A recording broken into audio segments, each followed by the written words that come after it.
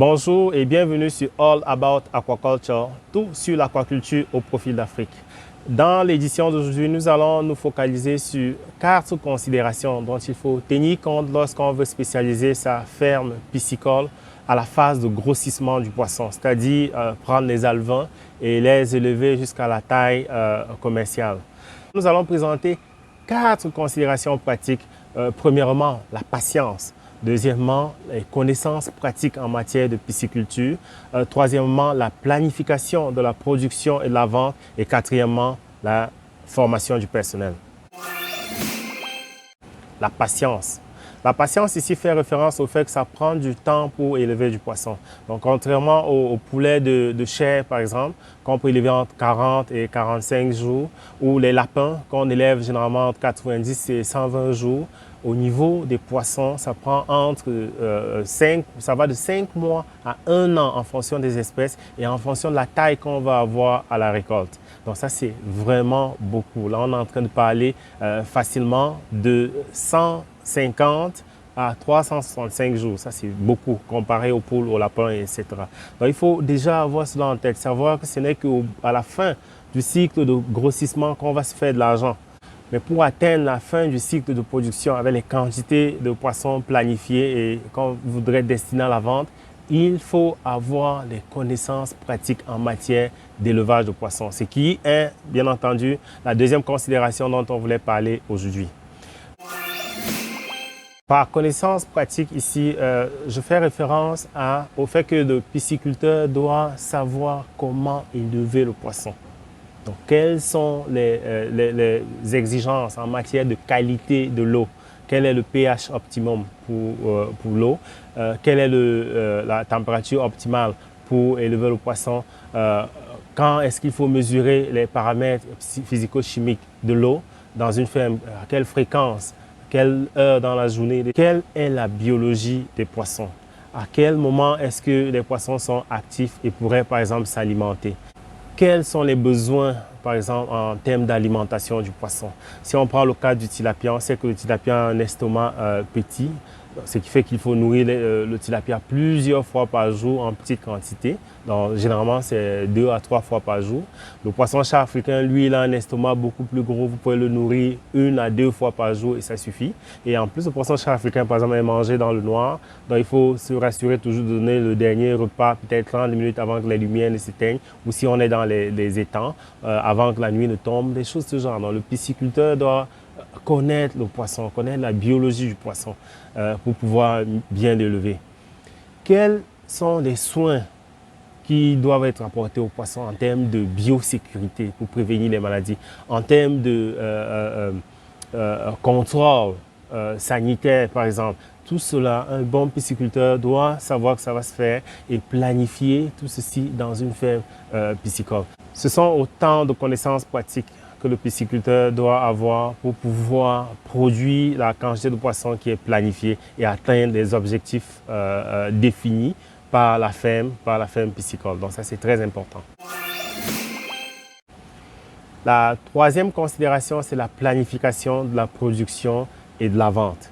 Je mets ces 2 points ensemble, la production et la vente, parce que ces 2-là vont ensemble.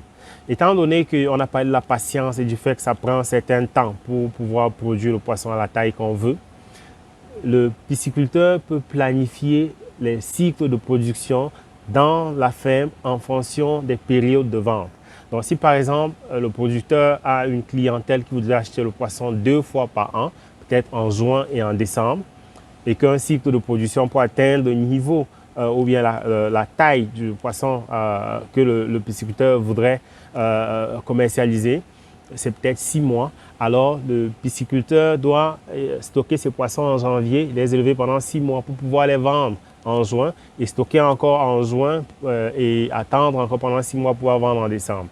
De l'autre côté, si le pisciculteur, par exemple, a un client qui va acheter le poisson à la fin de chaque mois, il serait bien, par exemple, d'avoir 12 bassins et stocker les bassins à des mois différents, de façon à ce que le bassin qui a été stocké en janvier pourra être vidangé en juin, celui qui a été stocké en février va être vidangé en juillet, celui qui a été stocké en mars va être vidangé en août. Donc c'est comme ça que le pisciculteur peut planifier sa production pour satisfaire les besoins de la clientèle à travers une vente régulière, constante. Vous allez remarquer que beaucoup de producteurs de poissons sur le continent africain ne parviennent pas à vendre. Ou encore vendre à des prix dérisoires qui ne permettent pas forcément de faire du profit. Pourquoi? Parce que la production et la vente ne sont pas toujours bien planifiées. Si vous allez voir un restaurateur, vous dites je vais vous apporter du poisson de 500 grammes. Donc, le poisson va disons entre 450 et 500 grammes chaque individu. Donc ça c'est déjà la consistance au niveau du produit. Ça c'est un produit qu'une personne peut mettre sur son menu et quand on commande de tilapia par exemple, ce sera un tilapia de 450 à 500 grammes. Le restaurateur va aimer cela. Mais le restaurateur va vous dire j'aimerais recevoir ce poisson de cette taille-là peut-être tous les vendredis 10 pièces, 100 pièces, 1000 pièces. Et c'est rare de pouvoir satisfaire un tel client si on n'a pas bien coordonné, si on n'a pas bien agencé la planification de la production et la planification des ventes. Donc c'est très important, j'insiste beaucoup sur cet aspect parce que c'est en fait la clé du succès de la production de poissons dans la phase de grossissement. On ne doit pas oublier que l'objectif, c'est la vente. On parle ici de pisciculture commerciale. L'objectif, c'est la vente. La quatrième considération porte sur la formation du personnel. On n'insistera jamais assez sur l'importance d'avoir un personnel qualifié dans une ferme de production. C'est vrai que généralement, quand on est en train de se lancer, on veut s'entourer de personnes de confiance, des personnes qu'on connaît, des personnes avec qui on a déjà réalisé d'autres projets et tout. Mais il faut toujours se demander si cette personne-là est celle qui doit être aux commandes de la production, qui est celle qui doit être aux commandes de la vente. Parce qu'on peut avoir une bonne personne qui a des aptitudes agricoles, mais peut-être spécialisée plus dans la gestion de la ferme. On peut lui confier la gestion de la ferme. Mais au niveau technique, il faut avoir quand même des personnes qui savent ce que l'aquaculture représente et quelles sont les exigences en matière de pisciculture. Il ne faut pas oublier, en pisciculture, on travaille avec du vivant. Donc même à minuit, 2 heures du matin, on peut se rendre compte que si on a des alarmes au niveau des bassins, on reçoit une note dans son téléphone que la quantité d'oxygène a baissé parce qu'il y a une pompe qui a pété par exemple, parce qu'il y a un tuyau qui a été cassé. Et là, il faut se lever à minuit, 2 heures du matin pour aller corriger le problème. Donc, il faut une personne qui sait tout cela et qui est disposée à le faire. Ce n'est pas comme les plantes où vous les laissez au champ et vous revenez le lendemain. S'il y a eu des problèmes dans la nuit, vous constatez juste des dégâts. Non, en pisciculture, c'est du vivant. Les poissons vont mourir s'il n'y a pas d'oxygène. Si la qualité de l'eau est perturbée pendant une certaine période, une période quand même étendue.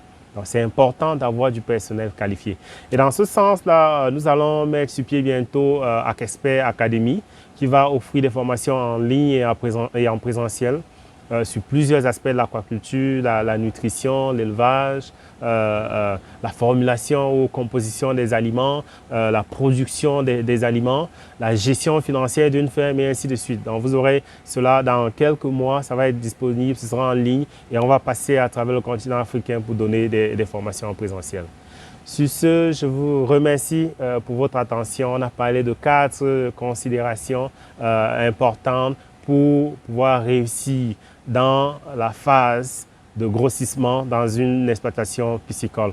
Ces considérations-là ne sont pas exhaustives. Il y a bien sûr d'autres considérations, mais on a voulu se focaliser sur ces 4-là seulement, incluant la patience, les connaissances techniques, la planification de la production et de la vente et la formation du personnel. Je vous remercie et à la prochaine sur All About Aquaculture, tout sur l'aquaculture au profit de l'Afrique. Abonnez-vous s'il vous plaît. Merci.